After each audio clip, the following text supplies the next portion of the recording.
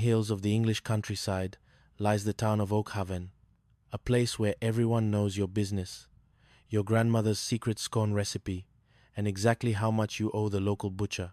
At the heart of Oakhaven stood two estates representing the two ends of the social spectrum. The sturdy, slightly greasy, but always welcoming Higgins household, and the refined, ivory-towered, and perpetually stressed Street Clare Manor. Arthur Higgins, a man whose love for sausages was only rivaled by his suspicion of anything foreign, sat at his kitchen table. His wife, Mabel, was currently up to her elbows in flour, preparing enough food to feed a small army, despite only having their immediate family coming over for Saturday lunch. Mabel, Arthur grumbled, poking at a piece of bacon. "Did you hear from Dexter? He's being very secretive about the baby's name. If it's not Arthur Jr., I'm cutting him out of the will, and I don't even have a will yet." "Oh, hush, Arthur," Mabel chirped. "Arya is doing yoga. She says the baby needs a name that resonates with the cosmic vibrations of the universe. Though personally, I think she just needs a good shepherd's pie." Little did the Higgins family know that across town, their in-laws, the street, Claire, were undergoing a crisis of artistic proportions that would soon collide with their own world in the most disastrous way possible. Chapter 1. The Sculptor's Silence. Eleanor Street Clare was Oakhaven's premier, and perhaps only avant-garde sculptor. She was currently working on her magnum opus for the National Art Exhibition, a piece titled The Agony of the Parthenon. It was meant to be a profound statement on history, mythology, and the weight of existence. Unfortunately, her neighbor, Lord Billington, a man with more money than sense and a fetish for home renovations, had decided that this was the perfect week to install a 3-story indoor waterfall. Bang! The sound of the jackhammer vibrated through Eleanor's very soul. Her chisel slipped, taking a chunk out of a marble figure's nose. "Maxwell!" Eleanor screamed, her voice piercing the air. Her husband, Dr. Maxwell Street, Clare, a retired physician who spent most of his time trying to find his reading glasses, wandered into the studio. "Yes, dear? Is there a medical emergency, or did Billington start the cement mixer again?" "I cannot work," Eleanor wailed. "My art requires silence. It requires focus. Billington is committing cultural genocide with that compressor." "I am moving." "Moving where, dear?" "The guest bedroom is full of my old journals."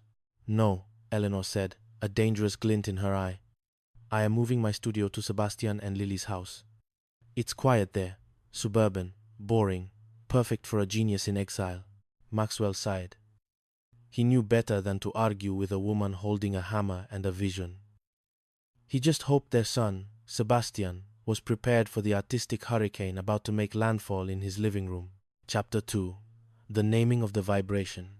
Meanwhile, in the suburban quiet of Haverstock Mews, Lily Street Clare, formerly Lily Higgins, was trying to manage her own chaotic household. Her husband, Sebastian, was a man of logic and order traits that were constantly under assault by Lily's exuberant family. Sebastian's brother, Dexter Higgins, and his very pregnant wife, Arya, were currently staying with them. Arya was sitting in the middle of the rug, surrounded by incense and a book of ancient Sanskrit names. "Dexter," Arya whispered, her eyes closed.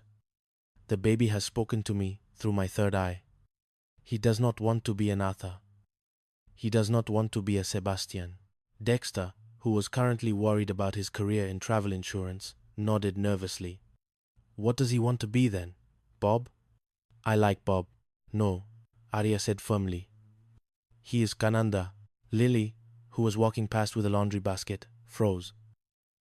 "No, Lily," Arya sighed with saint-like patience. "Kananda, it means one who finds joy in knowledge. It is a name of power, a name of ancient resonance. It's a name that's going to get Arthur to have a stroke," Lily muttered. Just then, the front door burst open.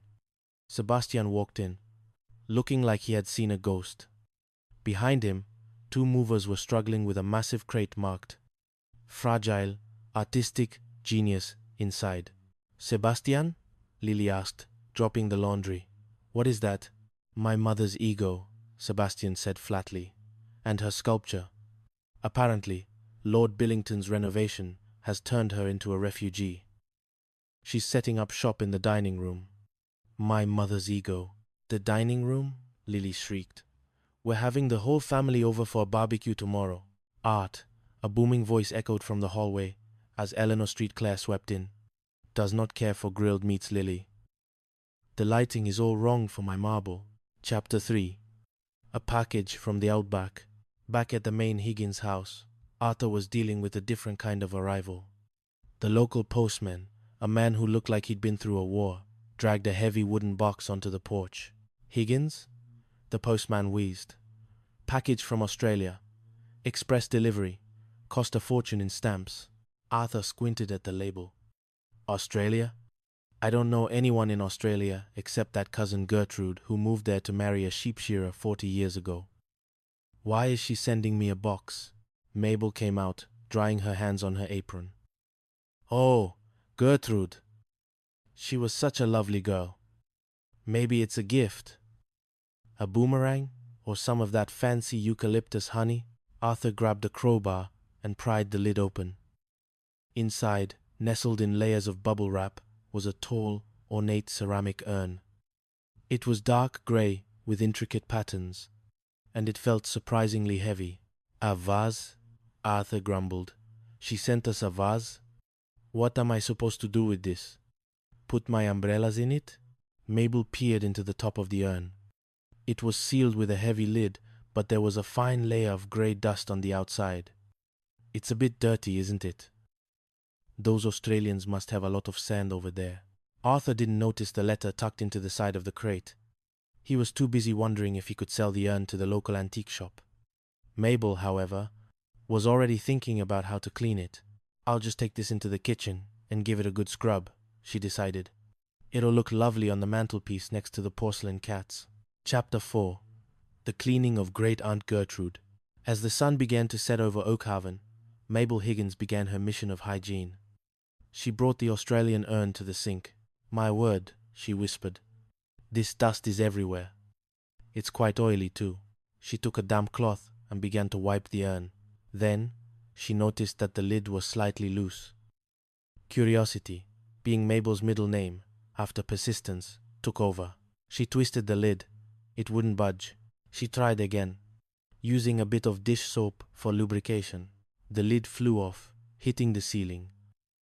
A cloud of fine, grey-white powder erupted into the kitchen. Mabel coughed, waving her hands. Goodness, it's full of... grey flour? No, it looks like wood ash. Why would Gertrude send us a jar of ash? Is it some Australian fertilizer? Just then, Miles, her son-in-law, walked into the kitchen.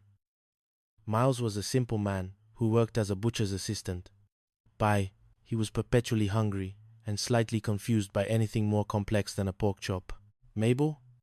Is Arthur ready for the barbecue prep? I brought the special charcoal. In a minute, Miles, Mabel said, looking at the grey powder now covering her counter. Look at this. I thought it might be polishing powder. You know, for the silver. Miles peered at the powder. He touched a bit of it. Doesn't feel like polish. Feels gritty. Maybe it's that fancy Himalayan sea salt Arya is always talking about. But grey? Well, whatever it is, I can't have it sitting on my clean counter, Mabel said. She took a dustpan and brush and began sweeping the grey powder into a small plastic bowl. I'll just save it, she decided. I'm sure there's a use for it. Maybe it's for the garden. Australians love their gardens. She placed the bowl of Gertrude's grey dust on the shelf, right next to the salt, the pepper, and the dried oregano. Chapter 5. Artistic Differences. Over at Haverstock Mews, the situation was deteriorating. Eleanor Street Claire had not only taken over the dining room, but had also decided that the house's feng shui was stifling her creativity. Lily, dear, Eleanor said, pointing a chisel at the wall. This wallpaper is a crime against aesthetics. It's too beige. How can I sculpt a masterpiece about the fall of empires when I am surrounded by the color of tepid oatmeal? Lily was currently trying to make a salad while avoiding a massive block of marble that was obstructing the fridge. Eleanor,